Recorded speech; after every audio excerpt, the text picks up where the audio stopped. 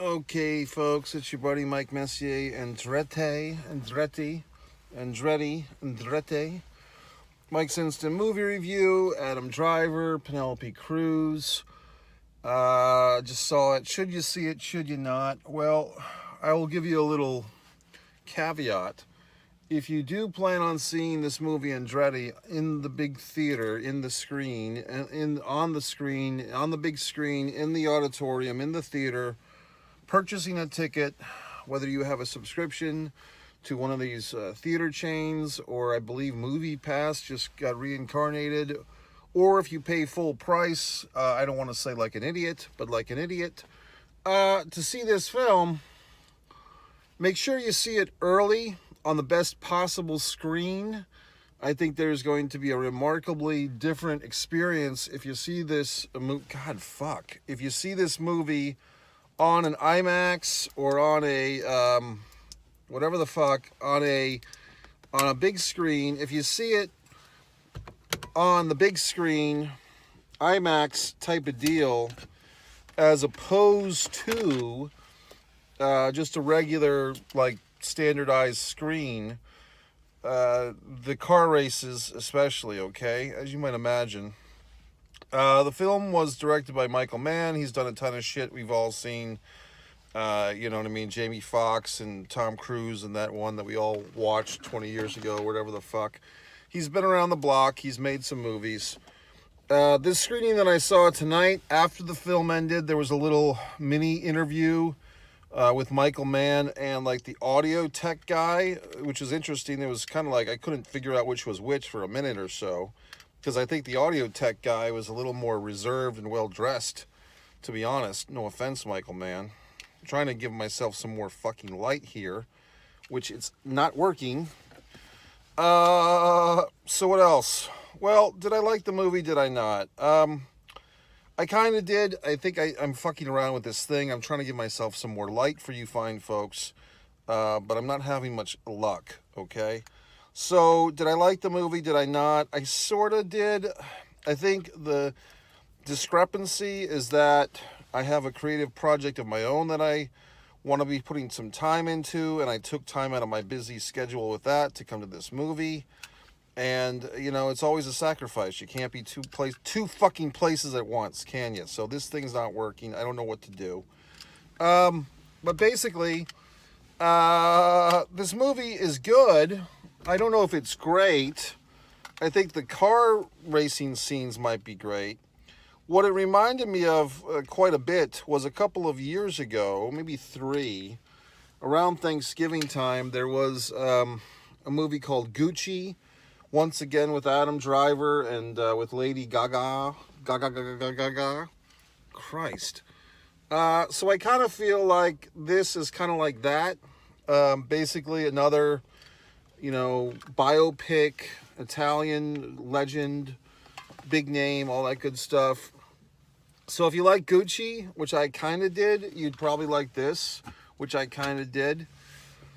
Let me get to some things that I didn't like. First of all, it's another one of these movies that's like kind of co-signed by the family. Like at the end of the movie, I want to say it was kind of based on the book or somehow in conjunction with the remaining son, the living son of Andretti, like the Pietro Andretti.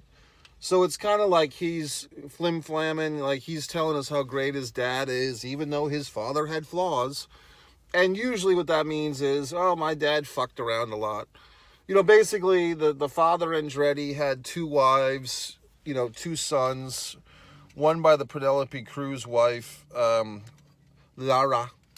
So basically he's doing that whole thing. It's another man with a problem movie, and this problem is, pardon my French, but I'm French, pussy problems. The gentleman has pussy problems. He's got one wife that he's sick of. They had a son together. Once again, another familiar movie trope. Yes, I know it's a true story. The couple that's breaking apart because their child is dead. And but what was, I kind of thought was interesting, credit to Penelope Cruz. I don't know how old she is, but I would say that she looks great as always, and she's probably playing opposite a gentleman, Adam Driver, who's probably 20 years her junior. But with her tight skin on her face and her sensational figure, which means she's hot, she's able to pull it off that they're around the same age, and they do a nice job of giving Adam Driver some white hair to age him up a bit. I'm not sure how old this fucker is now. Maybe he's 35, maybe he's 40. I don't fucking know. But they're able to make it, make him look a lot older. Penelope, I'm not sure what they did to her, but she looks fantastic as always. And so it's very believable that they're this couple, even if you're an informed film viewer and you know that in real life, there's probably a 20 or 15 year age gap, or maybe 10, her being the senior. Because I just bring it up, folks, because normally we see all these, like, Harrison Ford and, Alicia Silverstone together at last, or Richard Gere and Winona Ryder, or, George Burns and Katy Perry are dating. All these May-December relationships, they always go in the favor of the man. But here, in this movie, we have the older actress. I think Penelope's older than fucking Adam, but whatever the fuck. Then you have this other wife, the second wife, and she has the son, Pietro, that's still living. He's still alive. Here was my big thing early in this film. And also, folks, I did see another movie today. I double dipped on my movies. I saw The Shift before this one. There was an hour break in between films. So I kind of did my enjoyment of this one maybe was a little disserved because I had already had like a full movie experience. And I had to double dip because I have so many things going on that I really just needed to be at the theater and bang these two out for you fine folks before I see the Iron Claw tomorrow. So all these wonderful things, but point is, if this had been the only movie I had seen today, I probably would have enjoyed it a bit more. And I did see it on a wonderful Dolby digital screen, awesome sound, beautiful picture, my favorite seat in the theater I got. So everything was fine. I just feel like some of these things in this movie I'm just familiar with. Like, okay, the guy with the aforementioned womanfolk problems. He's got 2 wives, or 2 women. He's got 2 sons. One's deceased, one's alive. We've seen all this horse shit before. He's trying to mitigate his 2 relationships, and he wants to be a winner. And of course, he's all about racing cars. He doesn't really care about selling to consumers.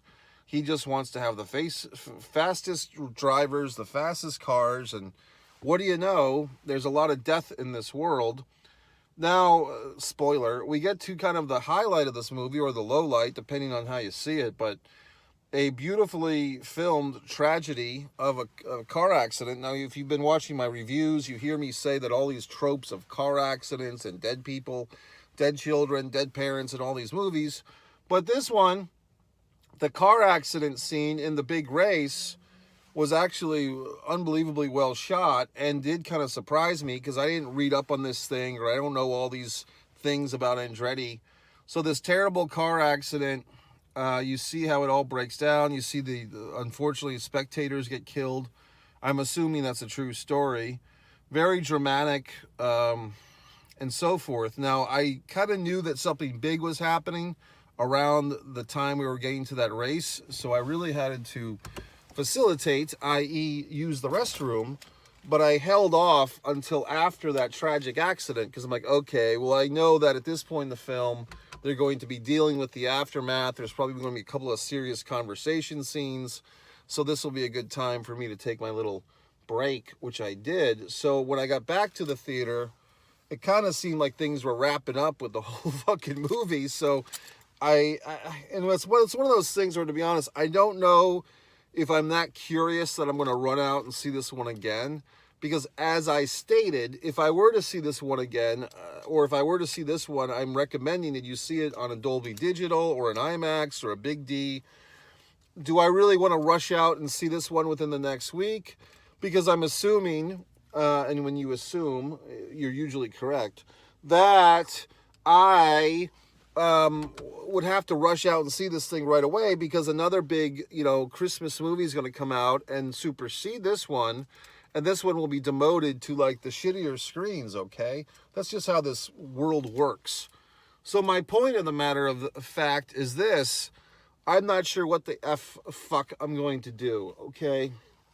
I don't know if I particularly want to go see this thing again from top to bottom. I would like to fill in the gaps of what I missed.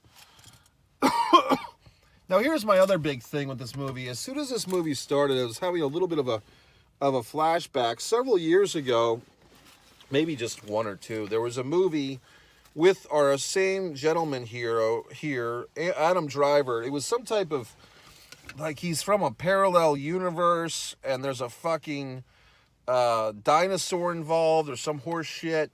And but the movie starts off, oh, in a land like our own. And it's like, what? And it's like, oh, this movie, he's from a parallel universe where like man and fucking dinosaur are hanging out together. I'm like, oh, that's interesting.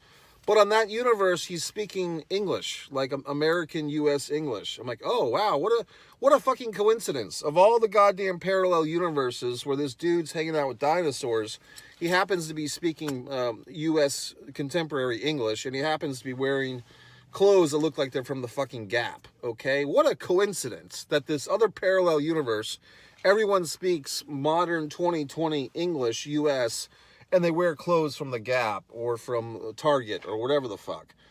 Now, flash forward to this movie, and the movie starts, and right away I notice, well, gee whiz, this is interesting. Isn't this movie supposed to be taking place in 1950s Italy? And why are they all speaking English? There is an Italian language, right? So why aren't they speaking Italiano? Why are they all fucking speaking English? And they're all speaking English in that kind of, yes, you see what I'm doing. They all speak in that kind of clipped tone that we kind of, American actors, if they're playing a European person in the United States, we give them that kind of clipped tone. You have to see what I am doing. And I mean, I guess it's kind of the way that people sound. Like if they're from Europe and they speak French or Italian, and then they're speaking English over here, they sort of sound like that, sort of don't. But why would the characters in this 1950s Italian story all be speaking English? Why? Well, the answer, my friends, is because it's a movie. And because assholes like me and you are going to go see it in the United States.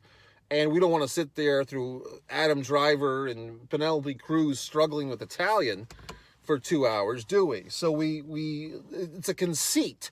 We conceit that they do not speak fucking Italian. When this thing really happened, they were speaking Italian. But in the movie version of events, they're speaking English. Well, why bother speaking the clipped English? Like, why have the actors speak this clipped English as if these are people that are trying to assimilate in the United States? I'm just pointing this out because these things kind of annoy me, and I don't have a perfect solution because I don't know if I'd want to sit there and watch the movie with, like I said, Penelope Cruz, Adam Driver, and all these other people speaking Italian because they probably couldn't speak it very well. Or with subtitles. I don't know what I want, okay? I'm just pointing out that this grievance irritates me. Because if you think about it, you see all these movies, it's like, oh, okay, they're in France, or they're in Germany, or they're in Mexico, but they're all speaking fucking English. But, right? So what the goddamn fuck? It just makes no sense. So there you go, folks. That's my big chagrin. Like I said, I have no solution to this quandary.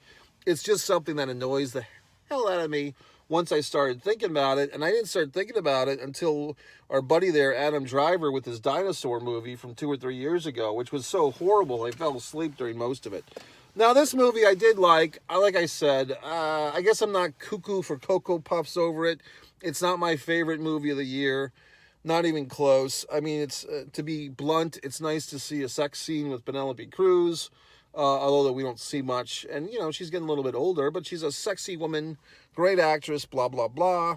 It's interesting, like, how her and Salma Hayek pretty much always compete for the same fucking role. And they did do a movie together, Banditas, I believe it was called.